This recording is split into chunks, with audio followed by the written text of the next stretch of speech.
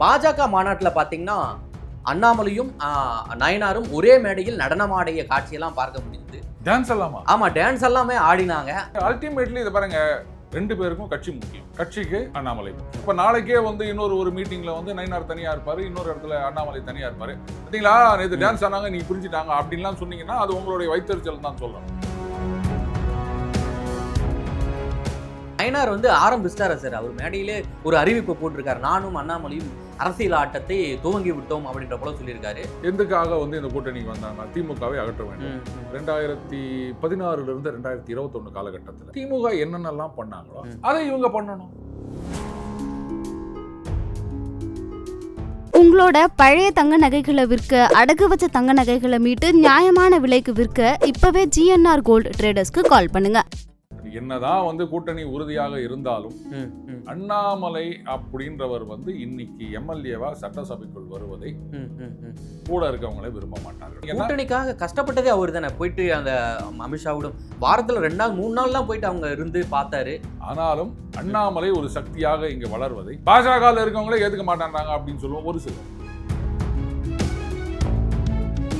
So Annamalai எந்த தொகுதியில நின்றாலும் அண்ணாமலை வெர்சஸ் திமுகவா இல்ல காங்கிரஸா தாவேகாவா அப்படி பார்க்க கூடாது. அண்ணாமலை வெர்சஸ் பாஜக, அதிமுக, திமுக, தாவேகா, காங்கிரஸ், விசிக, கம்யூனிஸ்டுகள், பாமக இணைந்த கூட்டணி அப்படிதான் நம்ம பார்க்கணும். அந்த இடத்துல எல்லாம் ஒண்ணு சேர்ந்துருவாங்க தான் நினைக்கிறேன். எப்படியாவது இவரை தோகடிக்கணும். நீங்க இன்னொரு தடவை சான்ஸ் கொடுங்க, அடுத்த வருஷம் வந்து ஆட்சிக்கு வந்த உடனே பண்ணுவீங்களா? இல்ல சார், யோசிப்போம். அந்த சான்ஸ் கொடுக்கறது கூட அவங்க நேர்ல வந்து பார்க்கலையே சார். கரெக்டுங்க. எலெக்ஷன் போது வருவான்ல, ஏன் நீங்க அவசரப்படுறீங்க? உங்களுக்கு என்ன வேணும்? வாக்குறுதி தானே வேணும், கொடுத்துட்டு போறேன், எடுத்துக்காங்க. ரெஃப்ளெக்ட் நேயர்களுக்கு வணக்கம். இன்று நாம் சந்திக்க இருக்கக்கூடிய சிறப்பு விருந்தினர் அரசியல் விமர்சகர் டெய்லி பஞ்ச் அருண் அவர்கள். சார் வணக்கம். சார் வணக்கம் கோபி. சார், கோவையில் வந்து பாஜகவுடைய பொதுக்குழு கூட்டம் நடைபெற்றது. அதே நாளில் வந்து திமுக மகளிர் அணி மேற்கு மண்டல மாநாடுன்னு சொல்லிட்டு திருப்பூரில் நடைபெற்றது. ஆனால் பாஜக மாநாட்டில் பார்த்தீங்கன்னா அண்ணாமலையும் நயனாரும் ஒரே மேடையில் நடனமாடிய காட்சியெல்லாம் பார்க்க முடிஞ்சது. டான்ஸ் எல்லாமா? ஆமாம், டான்ஸ் எல்லாமே ஆடினாங்க. ஆனால் வந்து 2 பேருமே எதிரெதிர் துருவங்களாக இருக்காங்க அப்படின்ற போல விமர்சனங்கள்லாம் வைக்கப்பட்டது. அதற்கெல்லாம் ஒரு முற்றுப்புள்ளியாக இது அமைஞ்சிருக்கு. இதையெல்லாம் எப்படி சார் பார்க்குறீங்க? இந்த எதிரெதிர் துருவம் அப்படின்னா இதெல்லாம் ஆளாளுக்கு கிளப்பி விட்டது. 2 பேரும் ஒன்னா சேரல அப்படின்னா சரி. நான் கேட்கிறேன், நயினார் நாகேந்திரன் அவர்களும் பொன்னார் அவர்களும் இணைந்து எப்ப மேடையில தோன்றினாங்க? அவரு முன்னாள் தலைவர் தானே.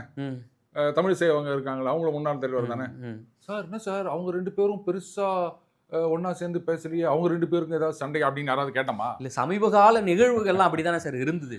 நிகழ்வுகள் இருக்கட்டங்க, எல்லாம் வந்து ஒரு ஸ்மோக் ஸ்கிரீன் அப்படின்னு கூட எடுத்துக்கலாம். அப்போ 2 பேரும் சேர்ந்து டான்ஸ் ஆடினாங்கன்னா ஓகே, அது வந்து ஏதோ பாரம்பரிய நடனம் அப்படின்னு சொல்றாங்க. அது இருந்துட்டு போட்டோம். இது வேண்டாத சிலர் வந்து உள்ளுக்குள்ள அது பார்த்தீங்களா, தோனிக்கும் ஜடேஜாவுக்கும் ஆவலைங்க, அவங்களுக்கு பிரச்சனை இருக்குதுங்க அப்படின்னு கிளப்பி விட்டு எப்படியாவது ஒரு ஓட்டையை போடலாம் அப்படின்னு பாக்குறாங்க இல்லையா. அந்த மாதிரி நடந்துட்டு இருந்தது. அல்டிமேட்லி இதை பாருங்க, 2 பேருக்கும் கட்சி முக்கியம். ஆமா, கண்டிப்பா. கட்சிக்கு அண்ணாமலை முக்கியம், அது இல்லைன்னு சொல்ல முடியாது. அதனால நேற்று தேர்தல் வருது. அப்போ இன்னைக்கு ஒன்னா சேர்ந்துருக்காங்க. இப்போ நாளைக்கே வந்து இன்னொரு மீட்டிங்ல வந்து நயனார் தனியா இருப்பாரு, இன்னொரு இடத்துல அண்ணாமலை தனியா இருப்பாரு. பார்த்தீங்களா, நேற்று டான்ஸ் ஆனாங்க, நீ புரிஞ்சுட்டாங்க அப்படின்லாம் சொன்னீங்கன்னா அது உங்களுடைய வைத்தறிச்சல் தான் சொல்லணும். 2 பேரும் ஒரே கட்சி, அவங்க வந்து ஆட்சிக்கு வரணும்னு நினைச்சிட்டு இருக்காங்க. அதனாலதான் கூட்டணி எல்லாம் வச்சிருக்காங்க. அது அதிமுக மட்டும் என்ன ஆட்சிக்கு வரணும்னு எண்ணம் கிடையாதா? அவங்களும் அதான் நினைச்சிட்டு இருக்காங்க. அப்புறம் என்ன, இருக்கிற ரிசோர்சஸ் எல்லாம் ஒன்னா சேர்த்து வேலை செய்வீங்களா? அதை விட்டு ஒத்துரே போதும் அப்படிங்கிறதெல்லாம் வேலைக்கு ஆகாது. சேர்ந்து இது பாருங்க, அதிரடி ஆட்டம் ஆட போறோம், இனிமேதான் அடிச்சு ஆட போறோம்னு சொல்லியிருக்காங்க. ஆடட்டும், ஏற்கனவே ஆரம்பிச்சிட்டாங்க, நடனம் ஆடி இருக்காங்க, இனிமே அது வந்து அரசியல் நடனமா ஆக போகுது. Okay okay sir. இப்போ பார்த்தீங்கன்னா இந்த கொங்கு மண்டலம் வந்து யாருடைய பில்ட்டா இருக்குது நமக்கு நல்லாவே தெரியும். அது வந்து ஒரு அதிமுகவுடைய பில்ட்டா தான் முழுமையா இருக்குன்றது நமக்கு தெரியும். ஆனா பாத்தீங்கன்னா அங்க வந்து திமுகவும் காலடி எடுத்து வச்சிருக்கு அந்த மாநாட்டின் மூலம். அதே நாள்ல வந்து பாஜகவும் ஒரு கூட்டத்தை நடத்தி காமிச்சிட்டாங்க. 2 பேரும் என்ன அரசியல் கணக்கு வச்சிருக்காங்க கொங்கு மண்டலத்தை பொறுத்து? கொங்கு மண்டலம் வந்து வாய்ப்பு இருக்கா திமுகவுக்கு? இல்லை, அதாவது அந்த பெல்ட் கொங்கு மண்டலம் அப்படின்றது அதிமுகவுக்கு என்றைக்குமே வந்து சாதகமாக இருந்த ஒரு இடம். எம்ஜிஆர் அவர்கள் காலத்துல இருந்து, அதிமுக ஆரம்பிக்கப்பட்ட காலத்துல இருந்து. ஆனாலும் அதை மட்டுமே நம்பிட்டு இருக்க முடியாது. 96ல என்ன நடந்தது? என்ன கொங்கு மண்டலத்துல 60 சீட்டு ஜெயிச்சாங்களா? இல்ல மொத்தமே 4 தானே ஜெயிச்சாங்க அதிமுக. ஸோ அதனால you cannot take anything for granted. மக்கள் வந்து என்ன முடிவு பண்ணுவாங்க. பேசிக்கலி அங்க அதிமுகவுக்கு ஒரு எட்ஜ் இருக்கு. இப்போ அந்த எட்ஜில் வந்து பாஜகவும் உள்ள நுழைந்து விட்டது. அதைத்தான் வந்து 24 பாராளுமன்ற தேர்தலில் நம்ம பார்த்தோம். கோயம்புத்தூர்ல அண்ணாமலை 2வது இடம் வராரு, அதிமுகவும் 3வது இடத்துக்கு தள்ளுறாரு. இந்த மாதிரி நிறைய இடங்கள்ல வந்து கொங்குல மட்டும் இல்ல மற்ற இடங்கள்லயும். ஸோ அப்ப அதிமுகவும் பாஜகவும் என்ன சொல்றது இன்னைக்கு ஒரு வளர்ச்சி மோட்ல இருக்காங்க. பாஜக ஒரு பெரிய மோட்ல இருக்காங்க. அந்த வளர்ச்சி டைரக்ஷன்ல போயிட்டு இருக்காங்க. அப்போ இது 2 பேரும் சேர்ந்தாங்கன்னா அந்த கெமிஸ்ட்ரி ஒர்க் அவுட் ஆகணும். தலைவர்கள் வந்து இந்த மாதிரி நீங்க சொன்னீங்க இல்லையா அந்த நடனம் அப்படின்னு, அதுக்கப்புறம் அந்த இது கூட சொல்லியிருக்காரு அதிமுக அடிமை கட்சி அப்படின்னு போது மக்களுக்கு அடிமை. ஆமா, மக்களுக்கு அடிமை அப்படின்ற போல அண்ணாமலை சொல்லியிருக்காரு அப்படின்னு சொல்லியிருக்காரு. ஸோ அப்போ அந்த கட்சிக்குள்ள அந்த ஒரு இணக்கம் இருக்கின்றது. இப்போ 2 பேரும் சேர்ந்து அடிச்சு ஆட வேண்டியதுதான். என்னது காத்துட்டு இருக்கணும், எந்த பால் வந்தாலும் அடிப்போம், யார் போட்டாலும் அடிப்போம் அப்படின்னு அடிக்க வேண்டியது தானே. நயனார் வந்து ஆரம்பிச்சிட்டாரு சார். அவர் மேடையிலே ஒரு அறிவிப்பு போட்டிருக்காரு. நானும் அண்ணாமலையும் அரசியல் ஆட்டத்தை துவங்கி விட்டோம் அப்படின்ற போல சொல்லியிருக்காரு. அமித்ஷாவும் மோடியும் என்ன நினைத்தார்களோ அதை நிறைவேற்றுவோம் அப்படின்ற போல ஒரு சூளுரையும் அவர் வந்து அறிவிச்சிருக்காரு. எப்படி பாக்குறீங்க அவருடைய கருத்தை? அதாவது இதுல நீங்க இன்னொன்னு கேட்டிருந்தீங்க, திமுகவும் அங்க வந்து மாநாடு போட்டிருக்காங்க அப்படின்னு. யார் வேணா மாநாடு போடலாங்க. ஏன் தாவேகால போய் மாநாடு போடலையா? எங்க அண்ணன் சீமான் கூட தான் மாநாடு போடுவாரு. போட்டிக்கு ஏட்டியா இருக்கு அங்க வந்து. வரீங்களா? நாம 2 பேரும் மாநாடு போடுவோம். கேட்குற காசை மட்டும் கொடுத்துருங்க, ஏராளமா அரேஞ்ச் பண்றேன். என்ன போங்க கோபி எனக்கு இவ்வளவு செல்வாக்கு அப்படின்னு நீங்களே ஆடி போயிருவீங்க. அதெல்லாம் இப்ப நிறைய ஏஜென்சி மாதிரி வந்துட்டாங்கப்பா. சொன்னா ஆளை கூட்டு வந்துருவாங்க. காலி சேரே இருக்காது. அதுக்கெல்லாம் ஆளை ரொப்பிடுவோம். அதனால மாநாடு போடுறதுன்றது பெரிய விஷயம் கிடையாது. பட் கோபி நல்லா நீங்க யோசிக்கணும். கிட்டத்தட்ட 2 மாசத்துக்கு முன்னாடி இருந்த நிலைமை இன்னைக்கு கிடையாது. இன்னைக்கு பாத்தீங்கன்னா கூட்டணியில் இருக்கவங்களே குழப்பம் பண்ணிக்கிறாங்க, கேள்வி கேட்டுக்கிறாங்க. அண்ட் இது நாள் வரைக்கும் திமுகவுடைய தீவிர ஆதரவாளர்களா இருந்தவங்க இன்னைக்கு வந்து அரசாங்கத்தை விமர்சிக்க ஆரம்பித்திருக்கின்றாங்க. அந்த எதிர்ப்பு அப்படின்றது பளீர்னு தெரியுது. கவனிச்சீங்களா? கண்டிப்பா ஒரே நேத்துக்கே பார்க்க முடிஞ்சது அந்த திருத்தணி சம்பவமே சொல்லும். இப்ப அடுத்தது கோயம்புத்தூர்ல அவன் மர்கையா அப்படின்றாங்க. இதுல யார் யாரெல்லாம் வந்து முட்டு கொடுப்பாங்க அப்படின்னு எதிர்பார்த்தாங்களோ அவங்களே வந்து இந்த மாதிரி டேஷ் புழக்கத்தை கட்டுப்படுத்த தவறிவிட்ட அரசாங்கம் அப்படின்னு எல்லாம் ட்வீட் போடுற அளவுக்கு வந்திருக்கு. இது வந்து ரேட்ஸ் லீவிங் எ சிங்கிங் ஷிப் அப்படின்னு சொல்லுவாங்க. அந்த மாதிரி 2 மாசத்துக்கு முன்னாடி இருந்த நிலைமை இப்ப கிடையாது. எதிர்ப்பு பல இடத்துல இருந்து வருது. சொல்லி வச்ச மாதிரி இணையா இவ்வளவு நாளா சும்மா இருந்தீங்களே, எல்லாரும் கபால்னு ஒரே நேரத்துல வரீங்களான்ற மாதிரி இத திமுக எதிர்பார்த்திருக்கவில்லைன்னு தான் நான் சொல்லணும்.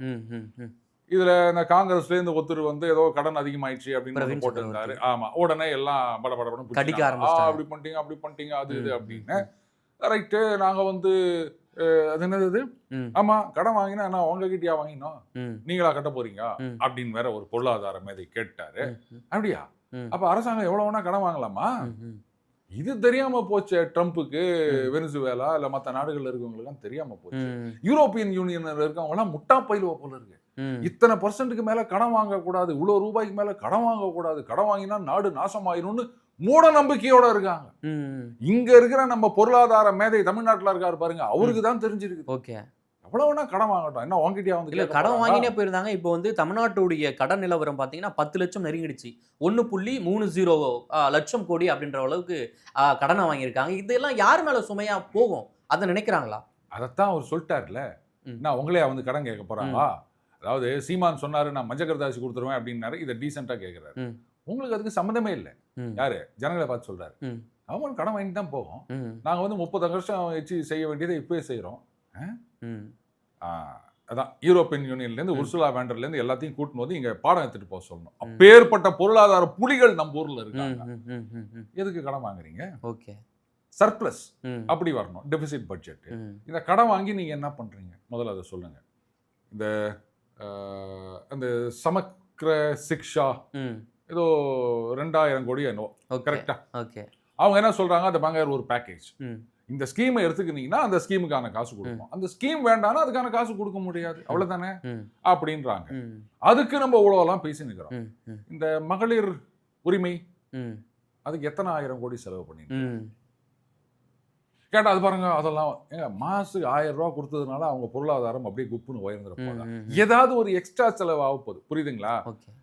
ஆனா சரி விடுங்க, இந்த மாதிரி நீங்க எல்லாம் இலவசம் இப்படியே பண்ணிட்டு போயிருந்தீங்கன்னா இப்போ இந்த டிரான்ஸ்போர்ட் கார்பரேஷன் அது எவ்வளவு நஷ்டத்துல ஓடிக்குது. நெடுஞ்செழியன் அவர்கள் ஒரு தடவை சொன்னாரு, அவர் ஃபைனான்ஸ் மினிஸ்டர் ரொம்ப வருஷமா நம்பர் 2 இல்லையா, ஏங்க 4 பஸ் வச்சிருக்கவங்கலாம் லட்சாதிபதியா இருக்காங்க.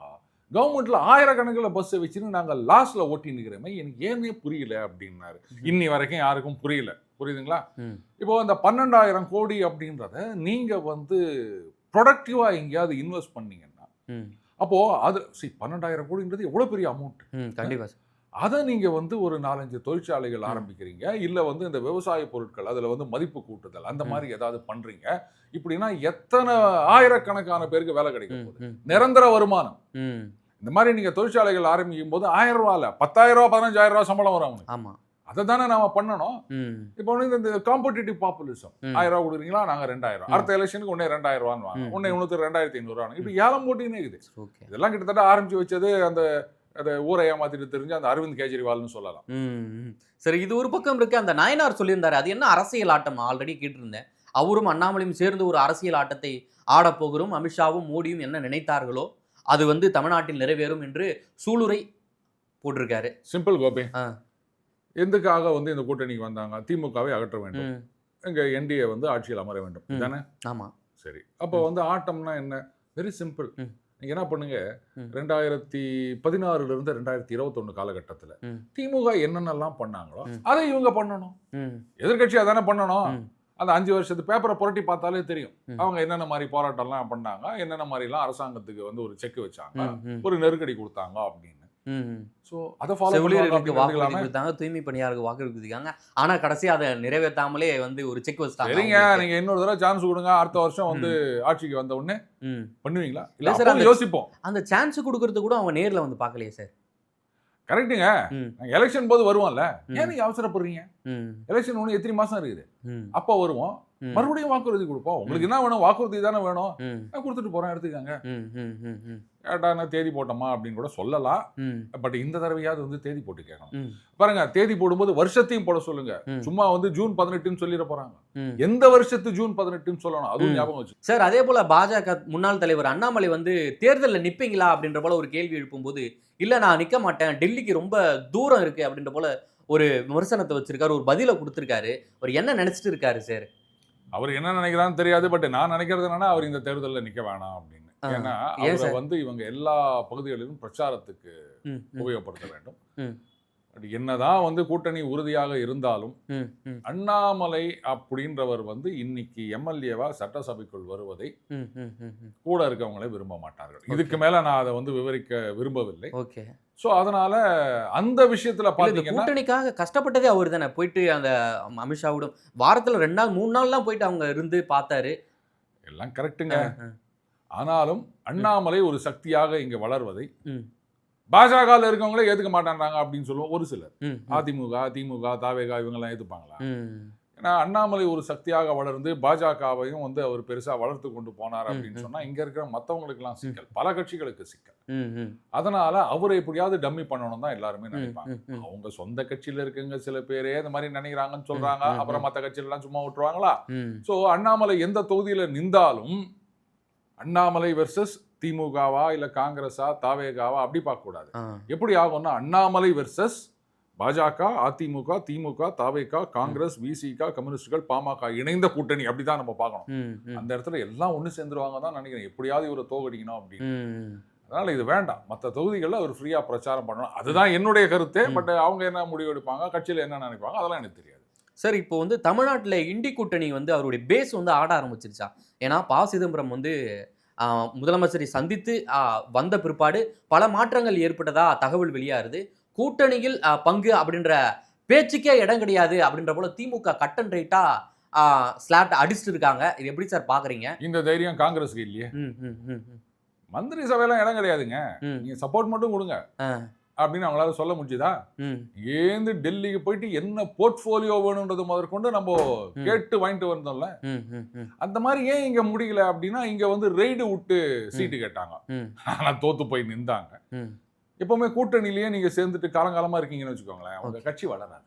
ஆமா, கண்டிப்பா வளராது. ஏன்னா ஒரு தொகுதி அப்படின்னு சொன்னா கட்சியில 4 பேர் வந்து நமக்கு எம்எல்ஏ சீட்டு கிடைக்கணும் அப்படின்னா அந்த தொகுதியில வந்து நிறைய விஷயங்கள்ல கலந்துக்கணும், மக்களோட பிரச்சனைக்காக குரல் கொடுக்கணும், அதுக்கப்புறம் ஒரு கல்யாணம் காட்சின்னா நேரம் போனோம், ஒரு திருவிழா அப்படின்னு போது அங்க கலந்துக்கணும், இதெல்லாம் இருக்கு. ஆமா, இப்போ இதெல்லாம் கை காசு விட்டு செலவு பண்ணுறவர் நாளைக்கு ஒரு சீட்டு கிடைக்கும், எல்லாம் ஒரு அட்லீஸ்ட் பஞ்சாயத்து தேர்தலில் இடம் கிடைக்கும் அப்படின்னு நினச்சி தான் இவங்கெல்லாம் செலவு பண்ணுறாங்க. அதெல்லாம் இல்லைங்க, அவங்க ஏதோ ஒரு 10-20 கொடுப்பாங்க, அதுவும் எங்கே கொடுப்பாங்கன்னு தெரியாது. அப்படின்னா யாராவது வேலை செய்வாங்களா? கண்டிப்பாக நீங்கள் வேலை செய்வீங்களா? இல்ல. அப்புறம் யாருமே வேலை செய்யலாம். தெரியும் காங்கிரஸ் தொண்டர்களுடைய மனநிலைன்னு ஒண்ணு இருக்கு. அவங்க தானே வாக்களிக்கிறாங்க. அவங்களுடைய எதிர்பார்ப்புகளை இவங்க பூர்த்தி செய்ய மாட்டாங்களா? அதுல இருக்கிற ஒரு மூத்த கட்சி நிர்வாகி கோபி உங்க சொந்த மாநிலம் இது தமிழ்நாடு. அப்புறம் காங்கிரஸ் தொண்டர்கள்னு சொல்றீங்க, எங்க இருக்காங்க? தலைவர்கள் தான் இருக்காங்க. தொண்டர்களை பார்த்தே ரொம்ப நாள் ஆச்சு. ரொம்ப எங்கேயோ 1-2 பேர் இருக்காங்க. அவங்களுக்குன்னு ஒரு 3-4% இருக்குது, நான் இல்லைன்னு சொல்லலை. ஆனா இதெல்லாம் வந்து நாங்கெல்லாம் காந்தி காலத்திலேருந்து அப்படின்வாங்க இல்லையா? ஸோ அந்த மாதிரி அந்த ஒரு ரொம்ப எல்டர்லி பீப்புள், ஓகே, அந்த காலத்திலேருந்து நாங்கள் காங்கிரஸ் அப்படின்னு சொல்லிட்டு வருவாங்க இல்லையா? அவங்க தான் அங்கே மெஜாரிட்டியா இருக்காங்க. இளைஞர்கள் காங்கிரஸ் பக்கம் அப்படின்றது ரொம்பவே குறைந்து போய்விட்டது. அதிமுகலையும் அந்த மாதிரி ஒரு டேஞ்சர் நடந்துருக்குது. இன்னைக்கு வந்து இளைஞர்கள் அப்படின்னு பாத்தீங்கன்னா நான் திமுக சொல்றேன். அதுக்கப்புறமா பாஜக, தாவேகா ஊற்றுங்க, அது ரசிகர் மன்றம் ரைட்டா? ஸோ இளைஞர்கள் யோசிச்சு பாருங்க, ஒரு 5 வருஷத்துக்கு முன்னாடி வரைக்கும்லாம் பாத்தீங்கன்னா பாஜக எல்லாம் ஒரு 50 அதுக்கு மேலதான் இருப்பாங்க. ஆனா இன்னைக்கு இளைஞர்கள் ஏராளமான பேர் பாஜக அன்னைக்கும் இருந்தாங்க, நான் இல்லைன்னு சொல்லல. ஆனா இந்த அளவுக்கு இல்லை. இன்னைக்கு இளைஞர்கள் அத்தனை பேர் இருக்காங்க. அதுக்கு காரணம் அண்ணாமலை அந்த மாற்றம். இதுதான் வந்து நாளைக்கு அரசியலை தீர்மானிக்க போகுது. சார், இப்போ வந்து பாஜகவும் அதிமுகவும் கூட்டணி அமைச்சு 200 தொகுதிக்கு மேல வெல்லுவோம் அப்படின்ற போல ஒரு சூளுரை எல்லாம் போட்டிருக்காங்க. இது இப்ப இருக்கிற சூழ்நிலையில, இப்ப இருக்கிற அரசியல் சூழ்நிலை சாத்தியமா? இப்போ அது சாத்தியம் மாதிரி தான் தோன்றுகின்றது கோபி. அதுக்கேற்ற மாதிரி அடிச்சு ஆட வேண்டும். நயினார் அண்ணாமலை மட்டும் இல்ல, அதிமுகவும் இணைந்து ஆட வேண்டும், ஆடுவாங்க அப்படின்னு நினைக்கிறேன். ஏன்னா அதிமுகவை பொறுத்த வரைக்கும் இது அவங்களுடைய சர்வைவல். நான் சொன்னேன் இல்லையா, இப்ப சூழ்நிலை மாறிவிட்டதுன்னு. கூட இருந்தவங்களே இன்னைக்கு வந்து குத்தி காமிக்கிறாங்க. அந்த தோழமை சூட்டெல்லாம் விட்டுட்டு இன்னைக்கு திருமா அவர்கள் ஒரு ட்வீட் போட்டுக்கிறார் பாருங்க, அந்த திருத்தணி சம்பவத்தை பத்தி. வழக்கமா இதுக்கு தோழமை கட்சிகள்லாம் சேர்ந்து முட்டு கொடுப்பாங்க. இதெல்லாம் வந்து ஏதோ ஒண்ணு நடக்குதுங்க, சட்டம் ஒழுங்குங்க. நம்ம சில கிரேக்க அறிஞர்கள்லாம் வந்து சொல்லுவாங்க, நான் கிரேக்கத்திலேயே கொலை நடந்திருக்கின்றது, இந்த மாதிரி அடிதடி நடந்திருக்கின்றது அப்படின்லாம் எதையோ ஒன்று சொல்லுவாங்க. இப்போ அவங்களே வந்து கூட்டணியில இருக்கவங்களே வந்து இதை வேற வழி இல்லை, நாம சொல்லலாம், நாளைக்கு நமக்கும் வந்து எதுவும் இருக்காது அப்படின்ற நிலைமைக்கு போயிட்டாங்க. அதுதான் நான் சொன்ன, சூழ்நிலை மாறிவிட்டது. அந்த எதிர்ப்பு அப்படின்றது பல மட்டங்களிலும் ஒரே நேரத்துல மேல வந்து நிக்குது. ஆனா இதை திமுக ரியலைஸ் பண்ண மாதிரி தெரியல. இதெல்லாம் சும்மா அப்படி பேசினா போதும் அப்படின்னு நினைக்கிறாங்க போல இருக்கு. காங்கிரஸ்ல பிரச்சனை பண்ணாங்கன்னா ஒரு விஷயம், காங்கிரஸ் வந்து எந்த காலத்திலும் திமுக விட்டு போகாது. விட்டு போனே சொல்றாங்க, ஆனா போக மாட்டாங்க. போவாது. அது திமுகவுக்கு தெரியும். அதனால தான் வந்து இவர் பிரச்சனை பண்றார், அவர் பிரச்சனை பண்றார் அப்படின்னா தைரியமா அவங்களால வந்து அதெல்லாம் சும்மா இருங்க அப்படின்னு சொல்ல முடியுது. பட் ஒட்டுமொத்த மக்கள் எதிர்ப்பு இதை வந்து அதிமுக பாஜக கேபிட்டலைஸ் பண்ணிக்கினாங்கன்னு சொன்னா, ஏன்னா அந்த எதிர்ப்பு பெரிய அளவுல வரும்போது மக்கள் என்ன பண்ணுவாங்க, அதிமுக போலாமா, தாவேகா போலாமா இப்படிலாம் யோசிக்க மாட்டாங்க. எப்பா இந்த ஆட்சி போனோம், அப்ப யாரு வந்து ஆட்சிக்கு வரக்கூடிய பாசிபிலிட்டி இருக்கு, அவங்களுக்கு ஓட்டு போடு. இல்லாட்டா நீங்க பாட்டுக்கு தாவேகாக ஓட்டு போட்டு மறுபடியும் திமுக வந்துச்சுன்னா பிரச்சனை அப்படின்னு யோசிப்பாங்க. இந்த 96 நினைக்கிறேன், அதுல பாமகவுடைய ஓட்டு 3% போனதுக்கு அதான் காரணம். சோ இந்த எதிர்ப்பை சரியா கேபிட்டலைஸ் பண்ணினாங்கன்னு சொன்னா என்டிஏன்றது தாராளமா ஆட்சிக்கு வரலாம். மிக்க நன்றி சார். தமிழ்நாட்டில் இண்டி மற்றும் என்டிஏ கூட்டணியுடைய அரசியல் நிலவரம் குறித்து நீண்ட விளக்கம் எங்களுடன் பகிர்ந்தமைக்கு நன்றி கோபி.